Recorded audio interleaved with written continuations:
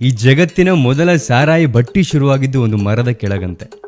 ಆ ಮರದ ಮೇಲೆ ಯಾವಾಗಲೂ ಒಂದು ಕೋಗಿಲೆ, ಒಂದು ಗಿಣಿಮರಿ ವಾಸ ಮಾಡದಂತೆ. ಆ ಮರದ ಕೆಳಗೆ ರಾತ್ರಿ ಹೊತ್ತು ಒಂದು ಸಿಂಹ ಮತ್ತು ಒಂದು ಹಂದಿ ಮರಿ ಬಂದು ಮಲಗೋದಂತೆ. ಒಂದು ದಿನ ಆ ಮರಕ್ಕೆ ಸಿಡಿಲು ಬಡಿಯುತ್ತಂತೆ. ಅಲ್ಲಿದ್ದಂತಹ ಬಟ್ಟಿ ಸುಟ್ಟು ಹೋಗುತ್ತಂತೆ. ಅಲ್ಲಿ ಹೊತ್ಕೊಂಡಂತಹ ಬೆಂಕಿಗೆ ಅಲ್ಲಿದ್ದಂತಹ ಕೋಗಿಲೆ, ಗಿಣಿ, ಸಿಂಹ ಮತ್ತು ಹಂದಿ ಸತ್ತು ಹೋಗುತ್ತೆ. ಆದರೆ ಅವುಗಳ ಆತ್ಮ ಶಾಶ್ವತವಾಗಿ ಸಾರಾಯಿ ಒಳಗಡೆ ಪ್ರವೇಶ ಮಾಡುತ್ತಂತೆ. ಸೊ ಹಾಗಾಗಿ ಒಬ್ಬ ಮನುಷ್ಯ 2 ಪೆಗ್ ಸಾರಾಯಿ ತಗೊಂಡ ತಕ್ಷಣ ಅದರೊಳಗಡೆ ಇದ್ದಂತಹ ಕೋಗಿಲೆಯ ಆತ್ಮ ಆಕ್ಟಿವೇಟ್ ಆಗಿ ಮಧುರವಾಗಿರೋ ಮಾತುಗಳು ಬರುತ್ತಂತೆ, ಸಂಗೀತ ಬರುತ್ತಂತೆ. 3 ಪೆಗ್ ಹಾಕಿದ ತಕ್ಷಣ ಗಿಣಿಮರಿಯ ಆತ್ಮ ಆಕ್ಟಿವೇಟ್ ಆಗಿ ಒಂದೇ ಮಾತನ್ನ ವಟ ವಟ ವಟ ಅಂತ ಮಾತಾಡ್ತಾರಂತೆ. ಅದೇ 4 ಪೆಗ್ ಹಾಕಿದ್ಮೇಲೆ ಸಿಂಹದ ಆತ್ಮ ಆಕ್ಟಿವೇಟ್ ಆಗಿ ಏರಿಯಾಗೆ ನಾನೇ ಡಾನು ಅನ್ನೋ ಥರ ಓಡಾಡ್ತಾರಂತೆ. ಅದೇ 5 ಪೆಗ್ ಹಾಕಿದ್ಮೇಲೆ ಹಂದಿಯ ಆತ್ಮ ಆಕ್ಟಿವೇಟ್ ಆಗಿ ನಮ್ಮ ಅಣ್ಣ ತಮ್ಮಂದ್ರು ಎಲ್ಲಿ ಬಿದ್ದಿರ್ತಾರೆ ಅಂತ ನಿಮ್ಮೆಲ್ರಿಗೂ ಗೊತ್ತು.